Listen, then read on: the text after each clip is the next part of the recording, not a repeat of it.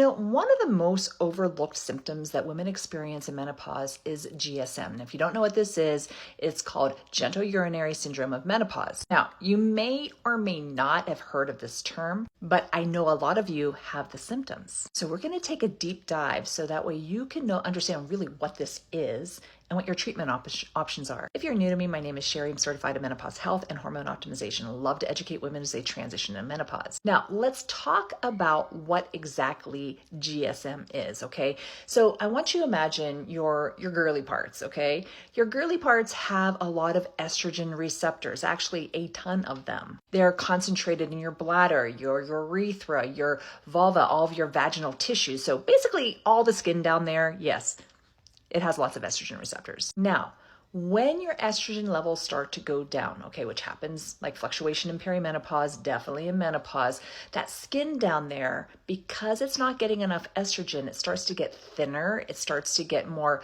fragile, and it can start to dry out. As a result, you may have a lot of different symptoms. One of them's vaginal dryness. You can have a lot of burning, a lot of irritation, almost itching. Now, because of this dryness, a lot of women will say that it's really painful to get intimate. I've had women even tell me that sex feels like razor blades. They can't stand it. It hurts so bad. But it's not just your vagina. It starts to affect your urinary tract. Women start complaining of urinary frequency, even incontinence. Or you may feel like you have this constant feeling like you have a UTI where you're leaking or you just can't hold it long enough, or you are having a lot of UTIs. So the first thing I want to tell you, if you're having these symptoms, this is not something that is just aging, okay? And this is definitely not something that you just have to live with.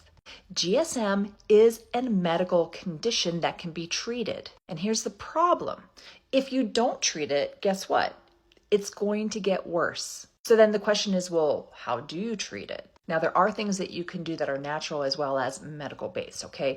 First, just making sure that you're keeping that skin lubricated. There are a lot of different vaginal moisturizers out there, lubrications, but just make sure that you're staying away from anything that has a lot of fillers, additives, scents, things like that, because that can be very irritating to the tissue down there. You can also look into physical therapy for pelvic floor exercises. What that does is help strengthen the muscles, help strengthen the tissue, so that way you can work with your body. But a lot of times doing a very low dose concentration of vaginal estrogen can really help, because what it does is it saturates all those receptors on all of those parts. So that way it can help bring healthy skin back and preserve the tissue and prevent those symptoms from continuing. Now, when you use low dose estrogen topically in that area, very little of it gets absorbed systemically. So this is considered pretty safe. So if you're having these symptoms, it's definitely worth talking to your provider, your nurse practitioner about it, because they can definitely help you. And sadly, there's so many of you out there who are suffering, and women who have been suffering for years because no one is talking about this. My friends, you do not have to live with these symptoms. Please get some help. So I hope this was informative. Of course, if you have any other questions, please drop them in the comments. And for more tips when it comes to menopause, hit that follow button.